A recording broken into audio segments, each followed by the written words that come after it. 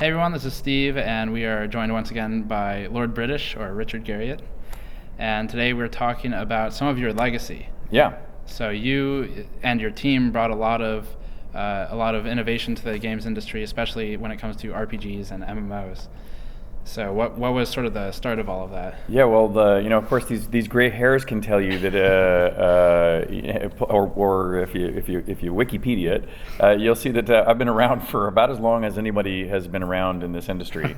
My very first games, for example, like Calibeth, which is sort of Ultima Zero in my mind, introduced things like tile graphics. The scrolling tile graphic maps are first in Ultima. 3D perspective line-drawn dungeons first showed up in a Calibeth.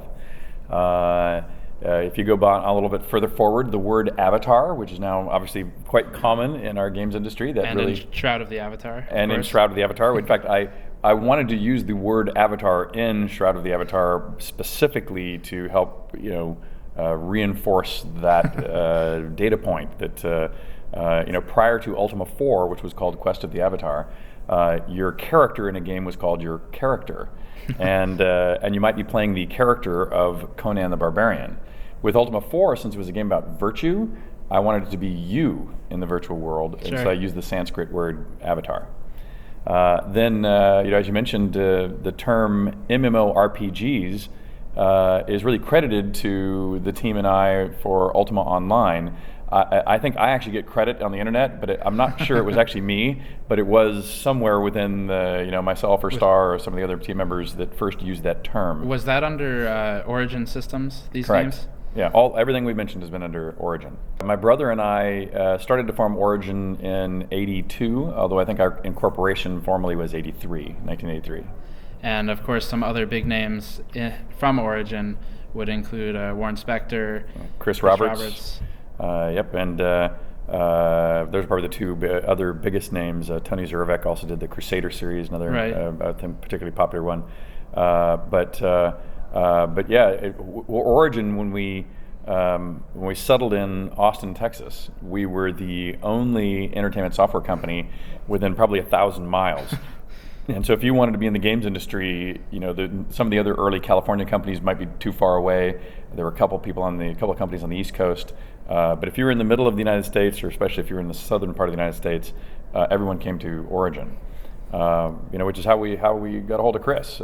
Chris had originally been developing in England, which is where he's from, and he tried to hire or was contracting with an artist named Dennis Loubet, That's a familiar name. Who did all of the covers of all Ultimas, plus a lot of Chris's stuff, and we hired Dennis Loubet, and we basically stole Dennis from Chris when he was freelance. And so therefore Chris came over to our office going like, hey, what are you doing taking my artist? And who the heck are you guys anyway down here in Austin?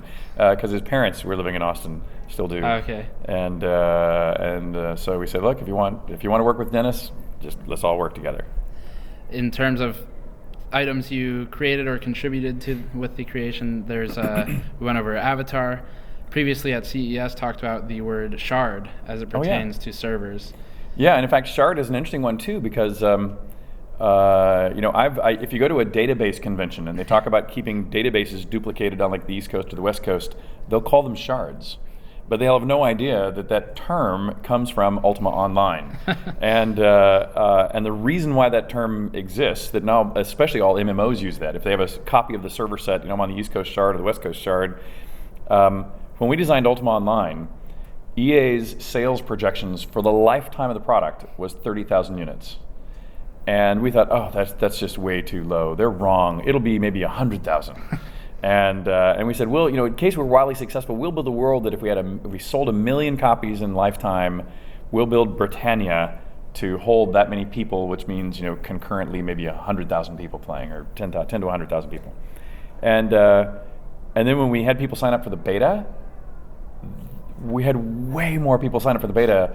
We had 50 within a few days. It might have been a week. We had like 50,000 people pay us $5 a piece for the privilege of being in the beta. And EA and us went, oh my gosh, this is going to be much bigger than we thought. We're not going to be able to fit everybody in one world. And I actually thought, to me, that was disappointing because I was going, I want people to be together. And so I didn't want this fiction where these two worlds were unrelated to each other.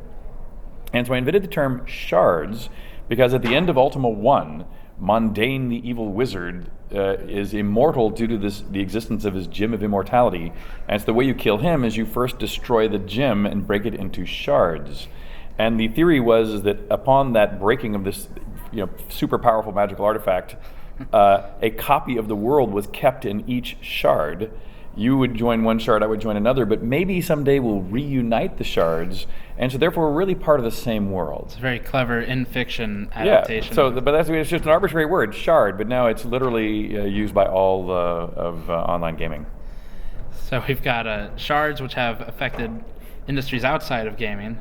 Fairly impressive in its own right, at least in terms of terminology. Avatars become movies. In addition to all games use avatars now. Movies now obviously use the term directly, and even things like tile graphics up until 3D now has become so easy, or with hardware related. Tile graphics obviously was also had a 20-year run as a fairly good standard for role-playing games. And so for Shroud of the Avatar, I hope we're going to do it again. I can't remember if we've ever talked about this, where we have a very unique server model for Shroud of the Avatar. Because I didn't want shards, I really do want everybody to be in one world together. And so we have, instead of having a client-server model, which is the way almost all MMOs are marketed, are architected, we actually distribute the server into everyone's machine. And so that lets you, first of all, play solo player if you wish, but it also means that if the three of us are in an instance that is private, we're all running the server, and so it means that we only need to check in with the home office for validation of gold transactions or deaths or other things, cheating. But since we're all three simultaneously keeping the heartbeat of the server going, if one of us drops out or their machine blue screens, the other people they can just keep going. So it's not a traditional peer-to-peer where if the host drops, then you're screwed. Correct. It's more sophisticated. It's more sophisticated. In fact, as we had been talking about previously, despite this is a completely new type of architecture, we've been launching it every month for 15 months, and it's been running 24 hours a day, 7 days a week for 4 months, and it has never failed. And part of the reason is because it has to be so fault tolerant. Someone's going to try to hack it. Someone's machine is just going to crash. And so with the foundation of the logic of how the servers operate, it just has to be able to deal with something goes wrong. And so it's extremely fault tolerant. It's not to say no individual person's machine has failed, because obviously that has happened, but the service broadly has never had even one moment of unscheduled downtime. Impressive. And for Shroud of the Avatar, I guess we'll throw a quick plug in there for that. Is there a target release date? Is there a price? Can they buy into it now? You can buy it now. It's already on Steam Early Access or directly through our website at shroudoftheavatar.com. And any of our backers can come in and play 24 hours a day, 7 days a week. We'll be in alpha by summer, beta by fall, and we hope to do the final wipe, which is the closest thing we have to commercial release, hopefully right at the end of the year. We're struggling to try to make sure we get it into this calendar year, but it'll be close. So for more information, as always, links in the description below. We shot another video just prior to this and talking about Shroud of the Avatar updates. So if you're interested in what you hear here, check that out, and we will see you all next time.